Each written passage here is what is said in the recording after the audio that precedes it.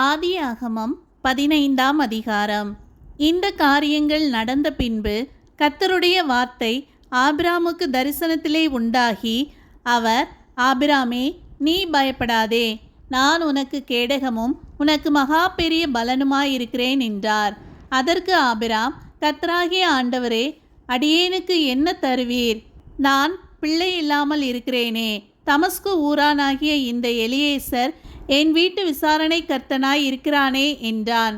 பின்னும் ஆபிராம், தேவரீர் எனக்கு புத்திர சந்தானம் அருளவில்லை. இதோ, என் வீட்டிலே பிறந்த பிள்ளை எனக்கு சுதந்திரவாளியாய் இருக்கிறான் என்றான். அப்பொழுது கர்த்தருடைய வார்த்தை அவனுக்கு உண்டாகி, இவன் உனக்கு சுதந்திரவாளி அல்ல, உன் கர்ப்ப பிறப்பாய் இருப்பவனே உனக்கு சுதந்திரவாளி ஆவான் என்று சொல்லி, அவர் அவனை வெளியே அழைத்து, நீ வானத்தை அண்ணாந்து பார், நட்சத்திரங்களை எண்ண உன்னாலே கூடுமானால் அவைகளை எண்ணு என்று சொல்லி, பின்பு அவனை நோக்கி, உன் சந்ததி இவ்வண்ணமாய் இருக்கும் என்றார். அவன் கர்த்தரை விசுவாசித்தான், அதை அவர் அவனுக்கு நீதியாக எண்ணினார். பின்னும் அவர் அவனை நோக்கி, இந்த தேசத்தை உனக்கு சுதந்திரமாக கொடுக்கும் பொருட்டு உன்னை ஊர் என்கிற கல்தேயருடைய பட்டணத்திலிருந்து அழைத்து வந்த கர்த்தர் நானே என்றார். அதற்கு அவன், கர்த்தராகிய ஆண்டவரே, நான் அதை சுதந்தரித்துக் கொள்வேன் என்று எதினால் அறிவேன் என்றான். அதற்கு அவர், 3 வயது கிடாரியையும் 3 வயது வெள்ளாட்டையும் 3 வயது ஆட்டுக்கடாவையும் 1 காட்டுப்புறாவையும் 1 புறா குஞ்சையும் என்னிடத்தில் கொண்டு வா என்றார்.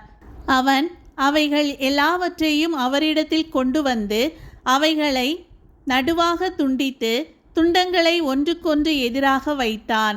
பட்சிகளை அவன் துண்டிக்கவில்லை. பறவைகள் அந்த உடல்களின் மேல் இறங்கின.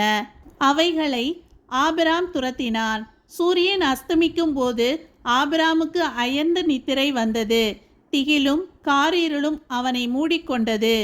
அப்பொழுது அவர் ஆபிராமை நோக்கி, உன் சந்ததியார் தங்களுடையதல்லாத அந்நிய தேசத்திலே பரதேசிகளாயிருந்து அத்தேசத்தாரை சேவிப்பார்கள் என்றும் அவர்களால் 400 வருஷம் உபத்திரவப்படுவார்கள் என்றும் நீ நிச்சயமாய் அறிய கடவாய்.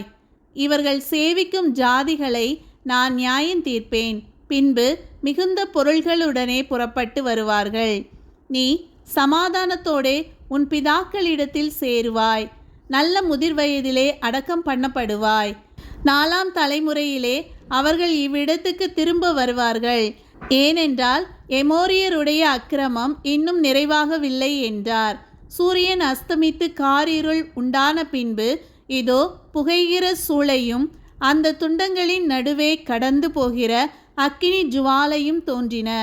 அந்நாளிலே கர்த்தர் ஆபிராமோடே உடன்படிக்கை பண்ணி, எகிப்தின் நதி துவக்கி ஐபிராத்து நதி என்னும் பெரிய நதி மட்டும் உள்ளதும் கேனியரும் கெனிசியரும் கத்மோனியரும் ஏத்தியரும் பெருசியரும் ரெப்பாயிமியரும் எமோரியரும் கானானியரும் கிர்காசியரும் எபூசியரும் என்பவர்கள் இருக்கிறதுமான இந்த தேசத்தை உன் சந்ததிக்கு கொடுத்தேன் என்றார்.